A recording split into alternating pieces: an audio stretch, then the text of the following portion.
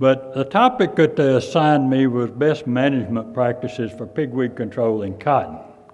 I just came out of a conference last week where they assigned me a different topic that said, are they on track to take over the world?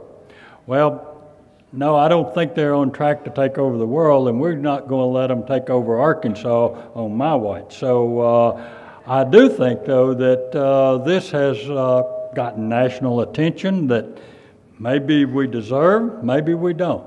I'm all for the national attention, and I like for other people to share our misery. Sometimes, though, this misery is shared in a way that we would probably prefer it not to be. And I know some of you saw the article in the Delta Farm Press where one of our congressmen was really chewing on USDA about not being able to regulate this resistance. He just didn't understand why they couldn't pass another regulation and just stop all of these resistant weeds from spreading. He referred to the Noxious Weed Act, and we do have a Noxious Weed Act, and our state plant board is here today and is talking about some of the noxious weeds that we do fear that are invading our state. But this is not something that we can legislate. This is not something we can just form another regulation and all of the resistant weeds are going away. The congressman asked, well, if USDA has the right to regulate the use of glyphosate-resistant crops, well, probably do. But just because they regulate the use of the crop doesn't make the weed go away. Darn, the weed's going to be here after the crop's gone anyway. So I think that it has gotten our attention. Now, back in 2004, we already had horseweed and we had ragweed that was resistant to glyphosate. And I put together a little presentation and said, will the pigs be next? And this is where we are today. They were next, and this is where we are. This is what we deal with. It's not going away. It's not something that's just going to magically, a silver bullet next week that's going to solve all of this problem. So I guess with that, I'd like to say, let's just stop, think about where we are and what we can do to manage this pest, because it is here and it is one we'll deal with. So we've got cultural practices, we've got mechanical practices, and we've got chemical practices. All of these methods must be employed, and we're going to talk about some of them here. The crop rotation. Well, crop rotation works great. I was in a store yesterday, and one of our prominent farmers said, Ken, I thought I was doing good.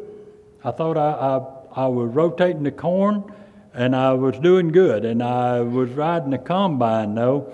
And he said, I'm really worried that I'm not doing anything for my pigweed problem while rotating the corn. Because he said, everything looks good from the outside and the corn's yielding good, but ever so often there's a big spot about like this and a big pigweed in it. And he said, you don't see it until you get there with the combine. And once you get there with the combine, then I know what's happening to that seed. And I'm scattering that seed all over the farm, because it is sort of sneaking in my corn. I can see it in cotton and soybeans, and I can deal with it. I can't see it in my corn. But crop rotation is an option, and we can rotate chemicals by rotating crops. So that's an option that we must consider. Mulch crops. Dr. Norsworthy is going to talk about some of this in a few minutes. The mechanical cultivation. We didn't want to do that. We'd already forgot about doing that. And I'm with you. I don't want to do that either. It is a consideration.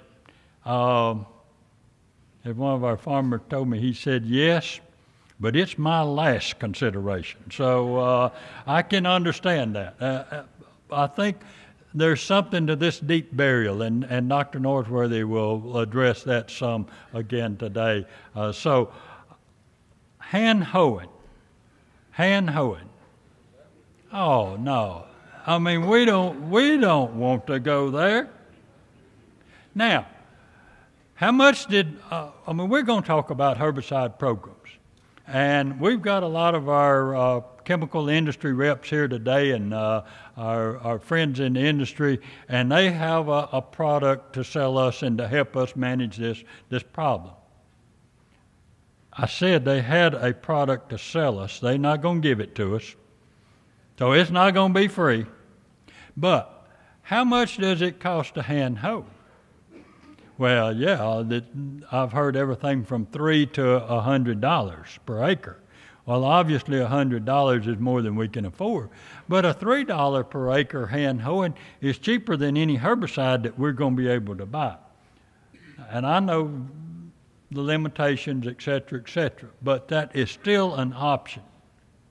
I thought I'd never go there, but that is an option that we must keep in the back of our mind and a tool that we keep in our program. What about the herbicides? What about them? Well, let me just tell you. It's not for the faint of heart, people. This is one that we will deal with, and yes, it's going to cause some pain when we deal with it.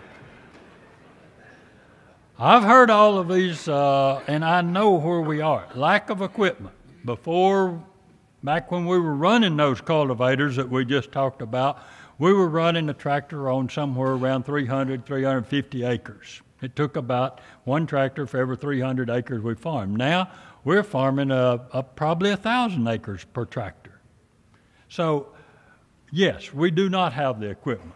I know we've got a shortage of qualified labor. I realize that those are problems. Failure to recognize the magnitude in a proactive manner. Dr. Scott talked about being proactive on some of this, and that's easy for us to say. You know, the old story about draining the swamp when you're up to hearing alligators, it's pretty hard to remember your objective. And it's hard to remember that we need to manage this in a proactive manner. It has to sort of hit us on the head before we remember. And I think that's something that we have some acres that we still need to be proactive on. Unfortunately, and not anybody, I'm glad to see this many people here today because this just says that this many people have gotten past this denial that farming must be done this way. We are accustomed to farming in a hurry. That's the way we have to farm today. And to slow down, to look at those applications that take a little more time, it's just, if we ignore it long enough, will it go away? I mean, that's, I'm pretty bad about doing that too. I'm pretty bad about just saying, well, maybe if I'll ignore this problem a little bit longer, it'll go away. It won't. It usually doesn't. And then unsure of our best management practices, and that's some of the things that we want to talk about today, is the best management practices. I can't help you with lack of equipment, nor any of these others. Shortage of qualified labor, I could volunteer to come and help you. You'd still be short on qualified labor, I just tell you. So we won't go there. I teach my students that there are 10 characteristics of an ideal weed. Now, what are they? Germinate many environments, germinate internally controlled, great longevity of the seed. The longer it lasts in the soil, the more that weed's going to compete with you. Rapid growth, self-compatibility, but not complete autogamity. Cross-pollination. Does any of this sound like a pigweed you know? This is the ideal weed. Very high seed production in most cases. Hey, we've got one out there that I know you guys are filling out your card and guessing because somebody's going to be a very, very proud owner of a a nice shotgun when this is over with, because they knew how many seed was on that plant. But very high seed production under most conditions. Long and short distance seed dispersals, all of this, we talked about, Dr. Oliver told you, that it moves by water, moves long distances. It's not a perennial, and it does compete by very rapid growth. We talked about, somebody said, well, it just takes 1 day for it to be 2 inches. Well, it is rapid growth. Now, this is the characteristics of an ideal weed. So where are we going with Palmer? Now, I want to just, before we move into that, just ask you to think about this. The soil seed bank, that's the number of seed in the soil, in that germination zone or the top 6 inches, whatever you want to call it. They only germinate about this deep, but we're continually bringing them up. So the number of seed in the soil must be stable or decreasing in order to be sustainable agriculture. Now, people, that's not rocket science. This is arithmetic. If we do not maintain and or decrease our soil seed bank, we cannot continue to fight this weed. 99% control, is that good enough? I don't know, depending on how many you had to start with. But if you've got 1 per square foot, you might be able to live with 99% control. But if you've got 100 per square foot, you get 99% control, you still got 1 per square foot. So just think about this soil seed bank. And if you will just accept with me the fact that it must be stable or declining, then let's talk about what we can do to go there. One of the things that we always talk about is identify the weakness of the enemy. Weakness of the enemy. Now, if pigweed hasn't a weakness, if it has a weakness, and it's not as weak as we'd like for it to be, but it is this longevity of the seed in the soil. It doesn't last for an extremely long period. Dr. Oliver talked to us about last up to 6 years. In our data in the Delta, I think our data here will say that we're 99.9% after 4 years. We're at about 98% after 3 years. So our seed do not live extremely long periods of time in the soil. That gives us an up on this managing this soil seed bank. We've got a program we call Zero Tolerance, and that's in some fields where we do not allow a seed to be produced. We walk it on a regular basis to chop them out. We've 2 of our farmers and I will recognize them later this afternoon, are with us today that are in a zero tolerance program. But in that zero tolerance program, we walk those fields and make sure that we don't have seed production. And we're going to do this next year as well, and then next year. And see, hopefully the trips across that field is going to be reduced significantly every year. Now, I've also had people come up and say, hey, listen to me. There's no such thing as zero tolerance when it comes to weed control. And they're right. There's not. But there are some things that we can do. So let me just talk with you about some of our data and just look at Palmer control. This is 34 days following Layby, and you can see Cotaran Roundup here followed by Roundup Dual, Cyprian, Valor, and you see the numbers across here. As we get over here to Reflex and followed by Roundup, we went to Roundup Dual here at 4-leaf, and we dropped a little control over where we put out Roundup Dual at the 2-leaf, the 2-leaf stage here. So the moral of the story here is do not allow the seed to germinate.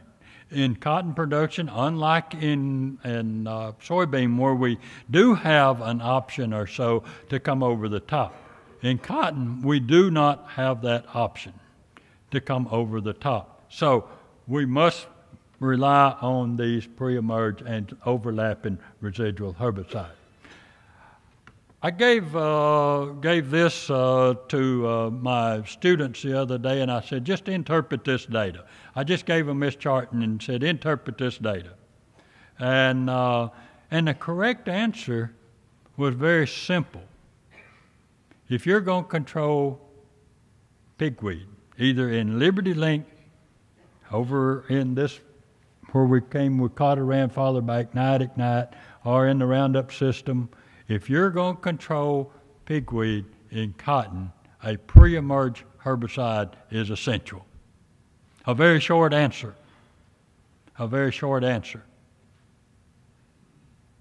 I had some that gave me a very short answer and were right on top of it. I had some that have written a half a page and still never got around to understanding this concept.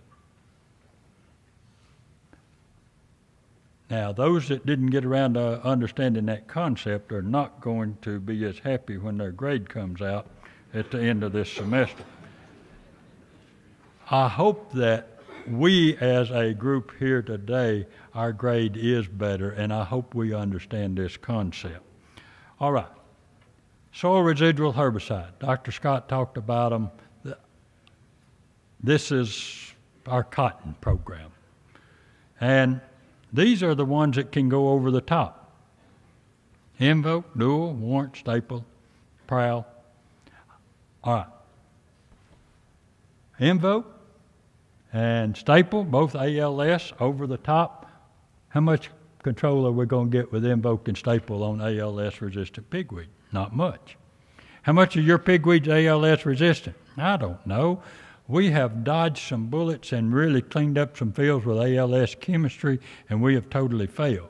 Over the state, about 60 or 70% of our palmer is ALS resistant. So the chances of you having ALS resistant are pretty great, and the chances of you controlling enough to really make a difference is not very, very great. Now, you may spray it and say, well, yeah, I kill 60% of them. And that may be good. That may not be adequate. But that's usually where we are with the ALS chemistry. All right, so the others that we've got here are not over the top. These are post-direct programs or pre-emergence programs. Now, let's just look at some of our pre-emerge herbicides. I get this question. All right, Dr. Kim, which one of these should I be using? Caparol, Cotteran, Direx, Dual, Prowl, Reflex. I even threw Valor in this study, knowing that Valor is not labeled as a pre-emerge, nor is Reflex except on the real sandy soil. But I threw these in just to show the rate is like a 3/4 of 1 and a 1.5 to 2x rate on these. So if you look at Caparol at the low rate, we didn't expect it to control. At the second rate, that's the 1x rate. That's where we are expecting control on all of these. Now, if we look across there, and you can see those as well as I, at 21 days after application. So that's 21 days after planting. They're beginning to break, and you can see how they all perform across that without me pointing to each and every of each of those bars. Valor performed very well in this study. Again, it's not a labeled product, not one we can use in cotton as a pre-emerge. I had a guy call me last year, and he has all been out of shape because his Valor that he put out in his burn down was not controlling his pigweeds in his cotton. Well, that's expecting a little too much. It just won't work that long. So if we look at it a little bit different and look at the products across here with Caparol, Cotteran, Direx, as we move on across, you can see these at the rate 1 to rate 2 at 21 days, and at 28 days, you still see here are your two longer residual products in this study at Marianna this year. So, yes, there are differences. None of these, though, are 100%. None of these are 100%. And again, we might talk about proper hand hoeing, and God, I thought I would never, ever say that in front of this many people particularly. But proper hand hoeing is an option. Now, this weed that you see right here, if you can see that stump right there and that little, this is it. I dug it up. This is it. This, you see the seed on this? See the top of this plant, the seed heads?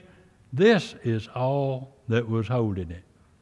Now, if we talk about proper hand hoeing, that does not mean get them down below the canopy where the farmer can't see them. That's not. That's my. I've got some student workers that understand this pretty well. Their objective is to get it down below the canopy. Dr. Ken can't see it, and then maybe we won't have to go back. But let me just encourage you: if you're running hoe crews, go to the field with them, walk behind them a little bit just to make sure that they're doing this right. Those adventitious buds right at the base of that plant are at the base of that plant. Those adventitious buds will come back, and you guys know that. So be straight up. All right, get out your notepad. This is what we meant up to this point. This is our suggestion. Start clean. Reflex prior to planting, or Cotoran Direct Scaparol pre. Now, reflex prior to planting, I think we're going to be able to change that label. Wait till we get the label, but I think you'll see the label change this year to say after a rainfall event of a certain magnitude, and that may be a ½ inch. After a ½ inch rainfall, then you can plant. Up now it says 14 to 21 days. I think we can change that label. Reflex prior to planting, Caparol Direct Scaparol pre, Roundup plus Dual at the 2-leaf. Don't wait till that 3-leaf stage. If they germinate, we're behind. Don't let them germinate. Roundup plus Dual at the 6 to 8 leaf, and then scout and be prepared to post-erect. Oh, there we go again, talking ugly words. Post-erect. But don't forget those hoods, and don't forget to be prepared. Now, I'm going to rag on our scouts just a little bit. We've got the best crop consultants and best scouts anywhere. I work with you guys really, really close. Some of you are trained in entomology, and I'm sorry, I couldn't do anything about that. You got out and got into that before we could do anything to save you. But you can spot a worm egg at 50 yards, and I can't see one if you're holding it and pointing to it in my hand. And darned if you won't walk over a pigweed and trip before you see it. Now, guys, you're going to have to look. Pigweeds like this, alert your farmers, alert your growers, and say, let's get on top of this right here. Scout and be prepared. Post-erect. Valor plus MSMA at Layby for Liberty Link cotton, sort of the same program. Reflex pre-plant, come back with a Cotoran Directs pre for your wide strike cotton. Now, some of you are going to plant wide strike cotton and treat it as with Ignite.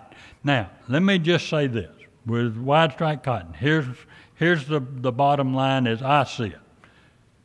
Treat it like it was Roundup Flex and scout closely for weeds. Treat it like it was Flex and scout it close for weeds. If they germinate, then you've got to spray with Ignite.